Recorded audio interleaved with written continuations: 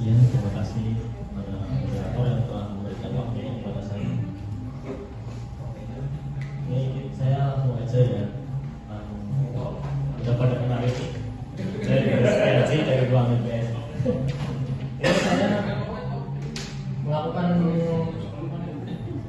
tindakan ini berarti selama 5 hari dari tanggal 27 sampai tanggal 31. Nah ini hasilnya mau langsung tak pasang aja.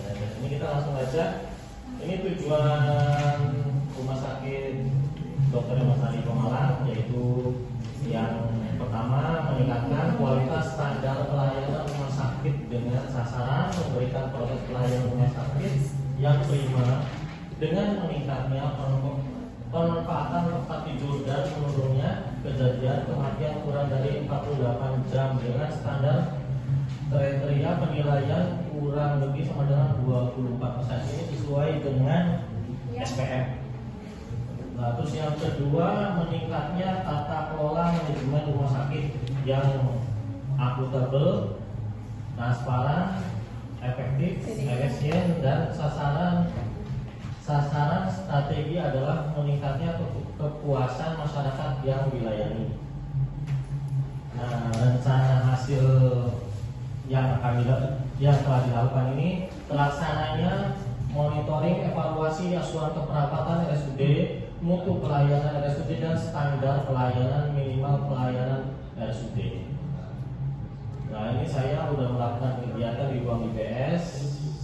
Semuanya kalau IPS ada 9 poin kalau nggak salah. Saya ambil cuma 5 poin aja.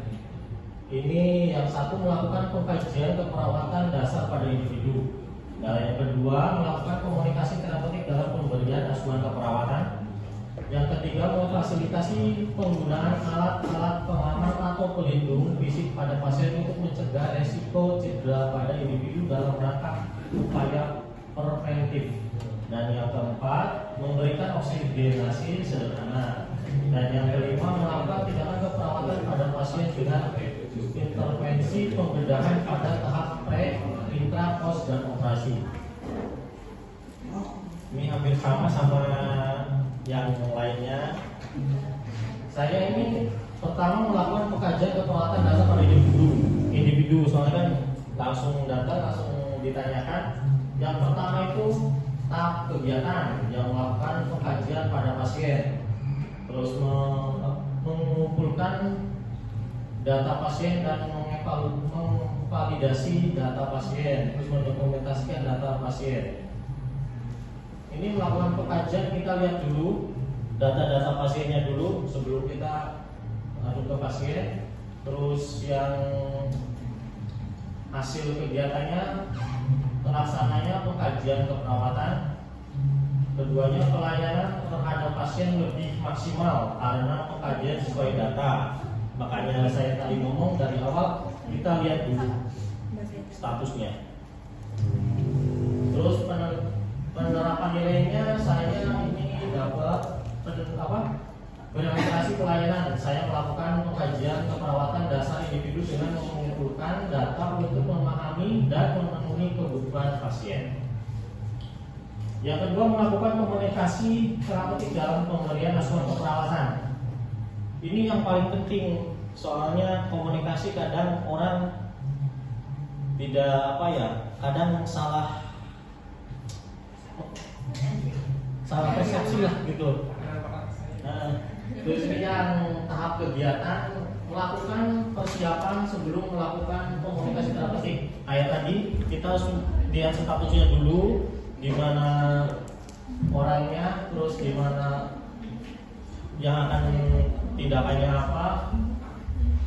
Terus yang kedua melakukan tahap orientasi, kayak kita berkenalan. Pertama kenalkan saya siapa, namanya siapa, salam. Terus keduanya tahap kerja. Tahap kerja itu apa sih yang dikeluhin dia pas lagi masuk ke situ? Kayak ibaratnya cemas apa? Kebanyakan soalnya kalau di IPS itu kalau masuk ke situ pasiennya pada cemas. Sama bisa jadi tensinya tinggi lah, nanti bisa jadi batal operasi lah kayak gitu. Makanya gimana caranya kita ke pasien, kita gimana tindakannya supaya pasien itu tenang, ke keluarganya. Terus tahap terminasinya ya kita tanyakan kembali gimana, sudah mendingan apa, udah nggak terlalu cemas tahap terhadap operasinya. Terus yang ketiga, melakukan dokumentasi. Itu semua harus didokumentasikan, semua buat pegangan kita. Terus hasil kegiatannya terlaksananya komunikasi terapeutik antara perawat, keluarga, dan pasien yang paling penting. Terus yang ketiga, terbentuknya hubungan saling percaya sehingga mengurangi rasa cemas. Terus menurunnya pasien batal operasi. Nah itu kebanyakan seringnya di situ, takut nanti kadang dari luar ada yang ngomong kalau operasi kayak gini nanti dia takut seperti itu. Nah penerapan nilainya yang saya dapat itu orientasi pelayanan dan harmonis. Saya melakukan komunikasi terapeutik dalam pemberian asuhan keperawatan dengan ramah, cekatan, solutif, dan dapat diandalkan serta menghargai setiap orang apapun latar belakangnya. Nah ini yang ketiga, memfasilitasi penggunaan alat pengaman diri atau pelindung diri pada pasien. Tahap kegiatannya itu kita menjelaskan dulu apa kegunaannya tentang alat-alat itu. Terus memfasilitasi pasien atau klien dengan menyediakan alat. Bentuknya ya, kalau di sana ini pasangan kayak gini aja, biar nanti kalau miring apa tindakannya dia nggak jatuh. Terus kadang pakai kayak sabuk pengaman itu, kayak itu. Bisa 45 menit lagi. Kemudian terus penerapan nilainya itu saya memfasilitasi penggunaan alat pengaman fisik dan pasien sesuai dengan kebutuhan fungsi serta pertanggungan jawaban secara efisien dan efektif, yaitu berorientasi pelayanan dan akuntabel. Yang keempat, memberikan oksigen sederhana. Tahap kegiatannya ya seperti biasa, mempersiapkan alat, terus kita mengedukasi pada keluarga sama pasien kegunaannya apa lo ini, untuk apa lo gitu. Terus memasangkan alat oksigenasi sederhana asal kanun, melakukan dokumentasi. Terus terlaksananya pemberian oksigenasi sesuai dengan kebutuhan pasien. Terus yang nilai-nilainya berorientasi pelayanan. Saya memberikan oksigenasi sederhana untuk memenuhi kebutuhan dasar manusia pada pasien. Nah yang kelima itu melakukan tindakan keperawatan pada pasien dengan intervensi pembedahan pada tahap intra. Ini hampir sama kayak yang lain, kayak di ruangan kayak Mas Arikin tadi. Itu kalau di saya nanti masuk memberikan monitoring KTP, kita lihat KTP-nya tinggi apa gimana. Nanti kalau tinggi kita masuk ke anestesi. Terus memastikan persiapannya udah siap apa belum. Soalnya di situ nanti kita cek lagi, membersihkan area operasi, memfasilitasi kebutuhan instrumen selama operasi, dokumentasi. Terus hasil kegiatannya terlaksananya tindakan keperawatan pada pasien dengan intervensi pembedahan pada tahap intra pos sesuai dengan prosedur supaya tidak terjadinya komplikasi pada pasien dengan operasi ringan kayak infeksi apa komplikasinya. Terus penerapan nilainya saya melakukan tindakan keperawatan pada pasien dengan intervensi pembedahan secara cermat, bertanggung jawab, dan berinteraksi tinggi, yaitu akuntabel. Nah, cukup sekian presentasi dari saya. Kalau berikutnya. Baik, terima kasih Mas Junet Setiaji. Kepada para audien, dipersilakan bagi yang mau ditanyakan. Pak Hari lagi. Silakan. Pada ruang IBS, pengajian perawatan apa saja sih yang dilakukan yang sesuai prosedur Pertanyaan cukup singkat, silakan dijawab Pak Yoni. Terima kasih pada saudara ini.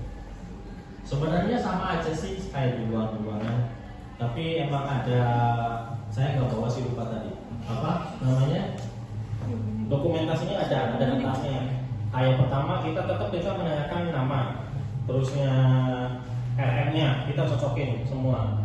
Terus nanti kalau di situ kan kita lihat event konsennya udah lengkap apa belum. Terus datanya apa yang mau dioperasi, sebelah mana yang mau dioperasi. Terus udah di mater apa belum. Terusnya kayak apa namanya itu, kayak data penunjang USG, ronsen seperti itu kita cek ada enggak kelengkapannya. Soalnya kalau maunya laborat kadang ada yang HBSAG, kita kan nggak tahu dalamnya lolos gitu, kita nggak tahu, jadinya harus dicek. Terus paling dia ada usaha darah, soalnya kan kalau di IPS kita nggak tahu itu udah usaha darah belum, nggak tahu juga kan tindakannya harus butuh apa belum. Yang penting kita udah ngomong dari ruang itu udah adalah stoknya di sana biar nggak urgent. Ya paling seperti itu Mas Edis.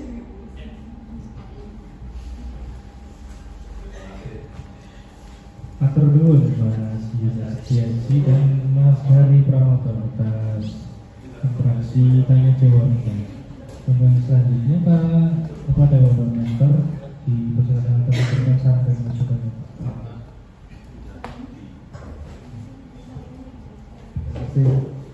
Yang pertama ini untuk meluruskan ya, tadi ada yang menyebutkan SPM standar pelayanan mutu ya. Ini biar jenengan kan salah kaprah ya, cukup di sini. SPM itu standar pelayanan minimal. Artinya pelayanan minimalnya itu segitu, tuh ya.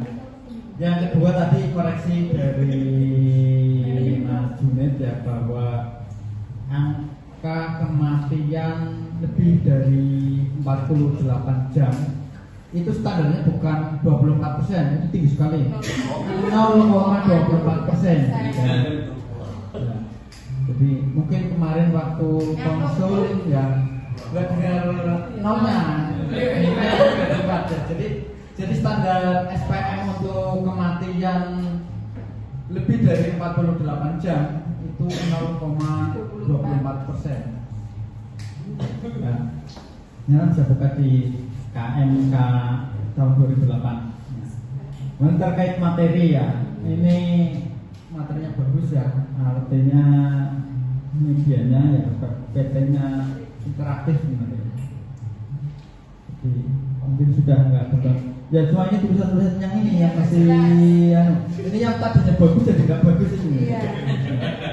Jadi kenapa harus diblok seperti ini kan seperti itu ya? Itu nambah pekerjaan ya, terus nanti dan kalau mau baca itu juga males akhirnya kan ya. Nggak usah diblok aja sambil ya tulisannya. Itu kan kalau backgroundnya terang, tulisannya gelap itu selesai ya, nggak usah diblok juga. Itu bloknya gelap, tulisannya gelap malah tambah sulit dibaca itu ya. Itu saja. Baik. Terima kasih kepada Pak Triadi. Aplaus untuk